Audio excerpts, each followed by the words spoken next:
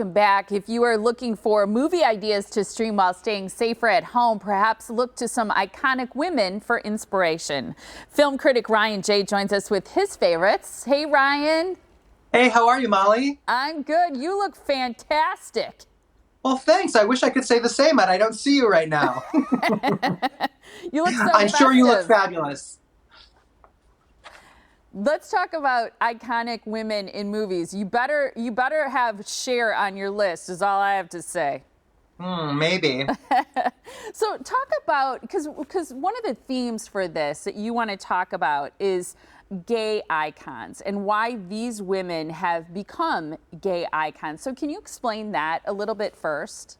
Yeah, recently a friend asked me why Judy Garland was a gay icon, and I just thought that, before Ellen DeGeneres and Neil Patrick Harris, LGBTQ people didn't have famous role models, and we celebrated women who were very strong and successful. Oftentimes in any industry, women had to fight and work harder to succeed than men did, but especially in an industry like Hollywood, where they were famous and fabulous, with their style and their talent. They became very, very celebrated and recognized by the LGBTQ community.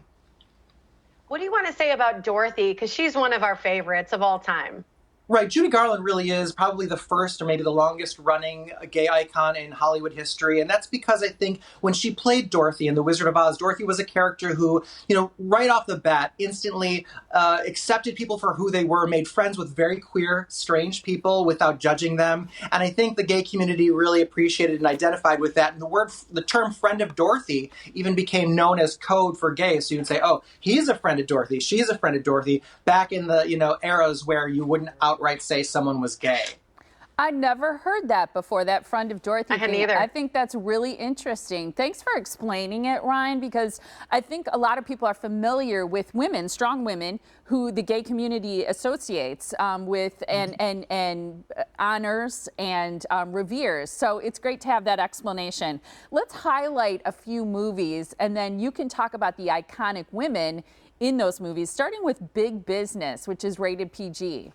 Right. Bette Midler was someone who started out on Broadway in the 60s. In the 70s, she was playing exclusively for the gay community. Barry Manilow was her pianist. And, she was always someone who had a big gay following, and she's done amazing movies. When you think about Hocus Pocus, you think about Beaches, and even First Wives Club. She's someone that has a great following. Big Business I chose, though, because it's such a great comedy. It's hilarious. She co-stars with Lily Tomlin, and they are a set of twins, two sets of twins that get separated at birth and have one of the most hilarious stories and journeys in their lifetime of how they eventually come back together and find out that they were, mixed up, switched at birth twins. I love it. So obviously this sounds like something that you would laugh out loud at. Oh, it is so funny. I mean, there's so much physical comedy. There were sort of like modern day Lucille Balls in this film, and there's physical comedy. It's great writing. The performances, they're each playing two different characters, and it's just fantastic. Very funny. If you want a good laugh, Big Business. I love that. Love it. Let's move to the movie Nuts, rated R. Right. This stars Barbra Streisand, and Barbara, interestingly, as famous as she is, only made 19 films in her career. This was number 14. But you think about it, she did Funny Girl, Hello Dolly, The Mirror Has Two Faces. She has such great films. The reason I chose Nuts is because I think it's the one where she really, really steps out of her comfort zone and stretches as an actor. In this film, she plays a high-end call girl who's in a competency hearing about to stand trial for murder. And her scene partner is Richard Dreyfuss. There are tons of twists. It's a courtroom drama, which we don't get too many of these days. It's so fascinating to watch, and you do not see shreds of Barbra Streisand in this role. Are there two looks in this? There are. In the flashback scenes, she is very glamorous and beautiful, but most of the film, she's like in a psych ward and she's on trial, and she just, looks like a very gritty version of Barbra Streisand that you'd never think you'd see. It's a great drama, rated R. She is one of my favorites. I love that. Love her. What about The Witches of Eastwick? Here you go, Molly. Here's your Cher. Woo woo! Yay! Cher, who can forget about Cher and the Sonny and Cher show, the 1970s, those fabulous Bob Mackie dresses that became iconic, that made him an iconic fashion designer. And in The Witches of Eastwick, the reason I chose this one, she has Moonstruck. She has also Burlesque, great films. But I chose The Witches of Eastwick because of its themes of sisterhood. We also have Michelle Pfeiffer, and we have Susan Sarandon here, and they were women that didn't necessarily get along well as characters at the beginning of this film, but found that even though they didn't have a lot in common, they focused on what they did have in common to work together, found a bond of sisterhood to overcome the incredible Jack Nicholson in this film. It's a great, great movie, great effects.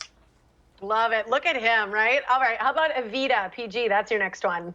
Evita, Madonna gets a hard rap, but Madonna was one of the biggest gay icons in the 80s, still is very celebrated by our community today, and this was the film that she won a Golden Globe Best Actress award for.